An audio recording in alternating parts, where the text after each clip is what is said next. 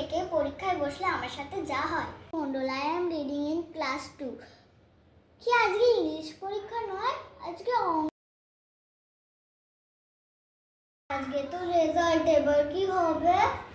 এই তো রেজাল্ট পেয়ে গেছি, এবার দেখি যদি ফেল করি তখন।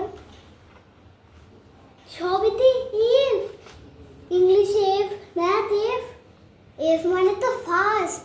মা এবার খুব খুশি হবে। যাই, বাড়ি যাই। ও মা, আমি না ফার্স্ট হয়েছি সব পরীক্ষায়। কই দেখি। কি করেছিস এটা তুই? তুই তো সবেতেই ফেল। পড়াশোনা কিছু করবে না, সারাদিন শুধু ফোন দেখা।